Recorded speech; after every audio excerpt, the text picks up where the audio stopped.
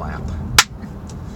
Okay, we're back with another episode of Milkshakes and Meaning with Mayor Christina Muryn. Not Muryn, Muryn. And we actually don't have milkshakes today. We have kombucha. We're being healthy. We're being healthy. Yes. I mean, summer's coming up, you know. Exactly. Come on, let Get up on me. Yeah, but we're still going to call it Milkshakes and Meaning because milkshakes are coming. Anyhow, let's get right to it, Christina. Anyhow, it's good to meet you. I probably met you 20 years ago. Yep, sounds about right. Somewhere in church somewhere. And I went to school with Christina's aunt. Yes. She's your aunt. My namesake. Well, I'm her namesake, I guess. Yes. Tina Terry. It's Tina Yancey now, so hi, Tina. Okay. So anyhow, Mayor Muryn, tell me your background. Yeah. Lay it on me. Give us some information. Great. Findlay native, born and raised, third of 4 girls, and grew up in Findlay, went to Findlay City Schools, ended up going to the University of Findlay, was paying for my own schooling, so it made sense to live at home and pay as I went, and then was the Director of Business and Physician Development, most recently for Pain Management Group, and Pain Management Group is a company that partners with hospitals to run outpatient pain management centers. So across the Midwest, I worked with hospital executives to find hospitals and communities to work with to provide outpatient pain management. So trying to get folks that are dealing with pain to not use opioids, but have interventional procedures. So I oversaw all the contracting and development and recruiting. Yeah. Okay. Married to a wonderful husband it'll be 5 years in June, actually on Flag Day, which was an inadvertent scheduling wedding event, but it was wonderful, and he's great. So you're a University of Findlay grad. Yes. Okay, nice. Yeah. Go Oilers. Go Oilers. What did you major in? Economics and marketing, and then a minor in finance. Okay, Yeah. Nice. Yeah. So you, graduated when you were 22, and you got married pretty young, didn't you? Yeah. Did you Well, get married? so Tyler and I actually met my freshman year, his sophomore year, and dated all through college, and he was a year ahead of me, so he was able to get out of school and get a good job and, save up to pay for a ring and a wedding, and then we got married a month after I graduated from college. So okay. Yeah. That's awesome because I didn't graduate until I was like 25. Went to school for 6.5 years, but still just have a bachelor's degree, so I took my time. Are you a doctor? No. That's funny. That's a funny joke. Anyhow, what do you think? What do you think the role is of the mayor? I mean, what is the role of the mayor? Yeah. So the role of mayor, if you look at the definition, like the description, it's to be the chief peacemaker of the community, and so I think that's awesome. Really? I really see the role of mayor as being that key person that interacts with everybody and helps make sure folks are communicating and are on the same page, as well as then helping set a strategy and a vision and communicating with constituents and business and being that kind of ambassador of the Findlay community. We have city council who helps be the legislature and be kind of there at the level of the citizens, but also then, the administration is kind of working with them and the community to represent the community. Okay, that's interesting. Say that definition again to keep the chief peacemaker of the community. I like that.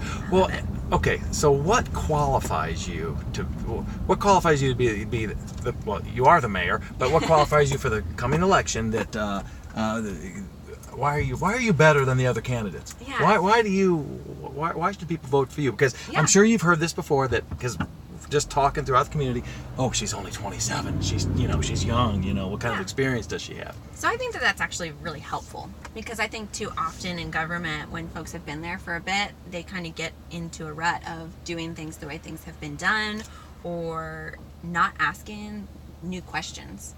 And I think because I haven't been in government and I've always kind of been in the private sector, where we say, okay, here's the issue, how do we work through that, rather than saying, oh, there's a problem, that's just what we're going to have to deal with. So I think that's really helpful. And then my background, and I'm a natural kind of planner and process person. I'm a 6 Sigma yellow belt. I really enjoy kind of process and planning. And then the marketing side of me is communicating and sharing a vision and figuring out how to improve those processes and communicate that to the community. So I think that really my natural skill sets and abilities are what best suit me for the position, but then also being able to disagree with people and do it respectfully and bring people together and be that peacemaker. I think we have a little bit too much divisiveness in politics in general, and we don't want that in this city. Okay. Yeah. Okay. All right. Hey, what is your biggest concern? What is your biggest concern for the city of Findlay? Because I grew up in Findlay, and I love Findlay. I moved away for a little bit to Chicago, moved to San Diego for a little bit, but gosh, I always wanted to come back to Findlay. It's treated me well. So Yeah. I don't have any real big gripes besides, cigarette butts and not a lot of bicycle And lanes. And diapers. Right? Oh, so gross. Yeah, but other than that, other than the diapers and the cigarette butts, I'm real happy. But what do you think is like the number one or two concern? Yeah, well, I think, the top two are flood mitigation and the opioid crisis, and those are things that are going to take a long time to fix. They're not overnight fix. That we didn't get to the problem overnight. Yeah, So right. the opioid crisis, I think my background in healthcare is really going to equip me well to work with folks. We have a lot of resources in our community that really we just got to figure out how to wrap everybody around those patients, identify them earlier, get rid of some of the stigma so that folks can get treatment when they realize that they themselves or someone they love is struggling with addiction. And so I think really being able to bring the government with private sector with faith-based organizations to really address the opioid crisis is number one. Okay. And then flood mitigation, we've made a lot of progress in the last year, but there's still a long way to go. And as mayor, what I'm doing now and what I'll hopefully continue to do is hold folks accountable, set a time, making sure we're having a timeline and that we're investing our resources wisely. And so it's great that we're doing this work, but what's the next step? I mean, is that going to help what they're doing right now by that bike path that they're ripping out? No. Yeah, I know. So the initial benching will help with 0.7 of a foot. So when you look at what's impacted at, say, a 13-foot flood event, Okay. that'll drop it practically to a 12. And if we get the Norfolk Southern Bridge fixed, that'll give an additional 0.3 of a foot. So that would be a full foot. And that could be decrease. That's the difference between.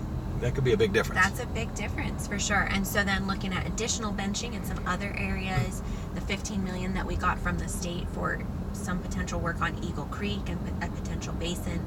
There's a lot of work that needs to be done, but I think that we're really on a good path now, and that's largely because the business sector and kind of took up the lead in getting that done and working with the government and outside funding sources to get that done. So I think we've been fortunate that we've gotten that involvement. I look forward to continuing to work with them and then redevelop that area. And that's the exciting part that comes after all those properties that are available and that green space. What can we do to create usable space while also maintaining that as kind of wetland overflow areas? You got to be careful how you redevelop it. Okay. Let me ask you this. I'm curious about this because I've heard some people like, "Oh gosh, how did she get mayor?" And how did you become mayor? How did you become mayor? I mean, were you working at this pain management place, and then when you became mayor, or where were you at? Yes, I was at pain management. Literally, the day of the appointment, I went to work, and then that night I went to the appointment, and the next day I went to the city. What appointment's this now? Okay, so how it works in our structure of government is that when the mayor steps down or you lose a mayor, whatever party of government that individual was from, so the Republican Party in Findlay with Mayor Mahalik, the Central Committee members are responsible for then appointing someone to fill the rest of that person's term. So the Republican Central Committee for the county every couple of years, there are individuals who are elected by the community members to have a representative for their ward, or their precinct, to represent them on this committee. And so the Central Committee members, when Mayor Mahalik stepped down, they had an interview and an application process that myself and Ms. Frishy applied for. And they did interviews, said, yep, both qualified. And then they had the appointment meeting. We had to have letters of recommendation or of support. Okay. And then the Central Committee members that evening did an interview. We each gave an introductory speech, which is available online from the Courier, as well as then they asked a couple of questions. We both responded, and then they voted. And they then appointed me to fill the rest of the term as mayor.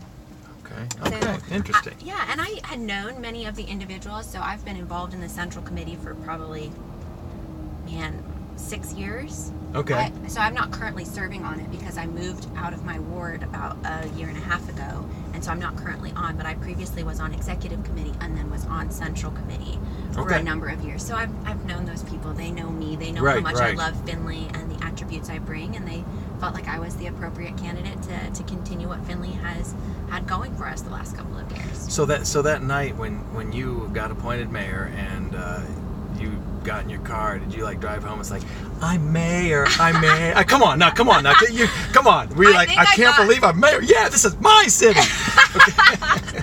Maybe a little bit, but it was more so like I had this moment where I was like, oh dear Lord, this entire city, I'm now responsible for this community, and it is totally exciting, and we're so fortunate that we have so many great people that it's not just me. But I was super excited. To be honest, I still don't think it's set in. When I walk in the morning and somebody goes, "Good morning, Mayor," I'm still like, oh, is Lydia here? Like, what's going on? Wow, that's funny. But that's it's cool. awesome. It's a really cool feeling. And I love when people call and are like, there's a pothole or there's this and that. And they're like, I'm so sorry to take your time. And I'm like, no, like, that's what I'm here for. I love that. Like, being able to help somebody solve a problem, no matter how small it may seem, is part of it. And it's super fun. Okay, that's cool. Yeah, that is like neat. it. Yeah. So what about, Yeah. I do a lot of biking in town, okay? So I like to use my bicycle as transportation, and whenever I bike just north of the river there, the vacant lots, all the buildings got torn down. On the east side? Yep, on the east side. What do you have any vision for that, or what can go there? So I literally was just looking at things. I've just been like Googling random keywords on development and green space and parks. So a lot of those properties were purchased with grant funds that were received through FEMA, and so they have specific deed restrictions on the different parcels, which means because it's flood prone area that was purchased with FEMA dollars, only certain percentages of it can be redeveloped. Okay. So like you have to have a certain amount of like green space to absorb the water, and you don't want to put a building on there that's just going to continually flood, and people's going to have to put more money into it. That doesn't make sense. So we're going to need to redevelop it. I would love to see the river eventually be more of a feature in our community. How can we put paths alongside it that are more easily accessible? How can we have park areas? As we see more people living downtown, how can they have green space? How can we have dog parks? So we had a couple years ago developed the master bike plan, the master kind of paths through the community, which is in process, and I'm excited to get that going a little bit faster. Really? So there is a bike plan. There is a bike plan. I'd like to see it a little bit more robust, but there is a plan. Okay. Yeah. All right. But I think certainly developing that into usable space is very important, and I love the strategy of putting that together and getting feedback and seeing what we can do to make sure it's an asset and attracting people. Okay. You talk about people, moving downtown and, affordable housing. Is that an issue? Yeah, and I think of affordable housing. So I think when folks like people making like $15 an hour. How are they going to be able to afford? So I think affordable housing needs to be addressed at all levels to make sure that folks at $15 an hour have options.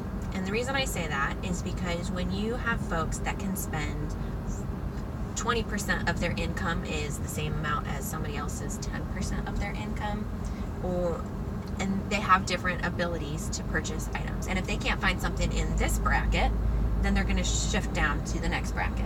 Mm-hmm. And then that displaces those people, so they buy up the lower. And so then what happens is the folks that really are tight on budgets don't have options. And so we need to develop at all levels to kind of move some of those people into their appropriate brackets.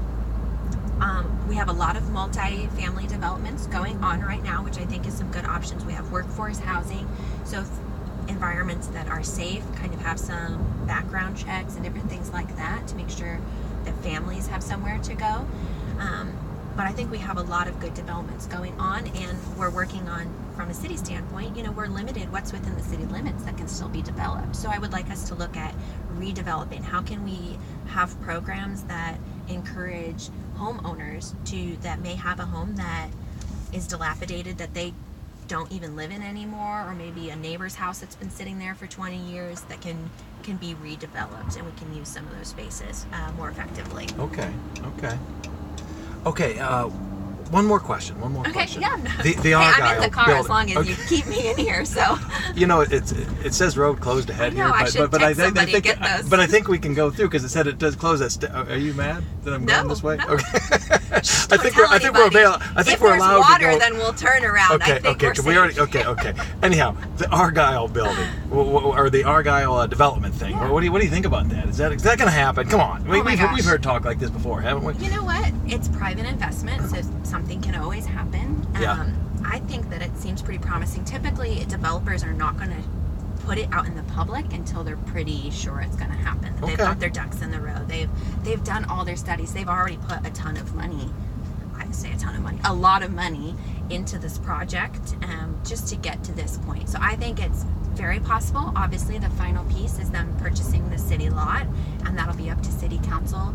I think as long as we put the right contingencies and kind of restraints on it, I think it is a great opportunity for the community. That'd be great. Yeah, That'd be great. Now that leads me to parking. Now, I never complain about parking for a couple reasons. First of all, I lived in Chicago for a while, and if you got a parking spot 6 blocks away, you were like, "Sweet, we're close." And then you paid $30 for it. Yeah, exactly. So I always used to say, "Well, we have a walking problem downtown. We don't have a parking problem." But if all that stuff does go downtown, what's gonna happen?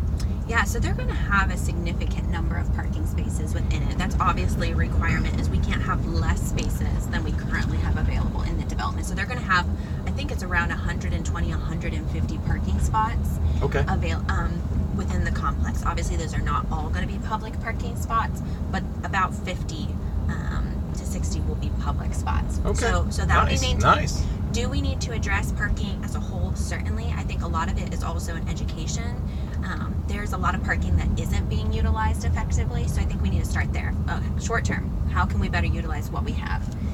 Marathon Center for Performing Arts, when there aren't events going on during the day, folks can park there to go downtown. Yes.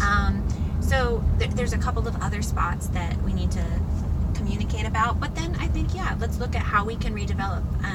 But again, it's privately owned properties in many cases, so we'll have to work with private developers to offer more parking options, because the city doesn't own all of downtown, but we definitely need to be the ones that champion that cause and get creative on how we can do that. Okay, we're running over time a little bit, but I want to say one more thing. More thing. Okay.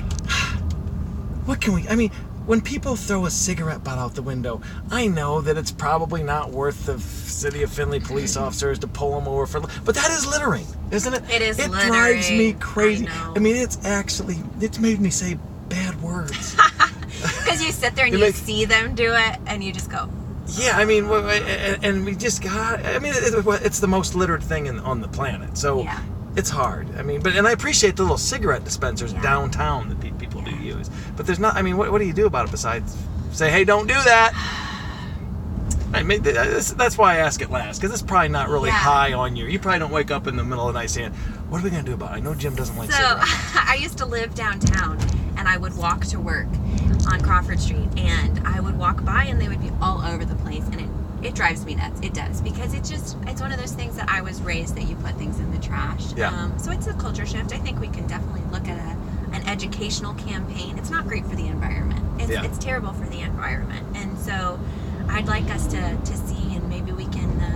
I'm all ears. If anybody has any ideas, let me know. Yeah, because it's going to be hard to prove. Oh, that person just threw that cigarette butt out their car. It's tough. We definitely have bigger things, but that's part of keeping our community clean and safe, and somewhere that everybody wants to come.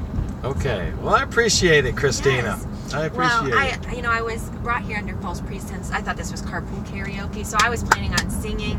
I guess maybe another time. Yeah, maybe. We'll do that another time. So, hey, thanks a lot. Hey, cheers, and good luck in a couple weeks. Thank you. I appreciate it. Okay, thanks. Have a good day. Thanks for watching, people.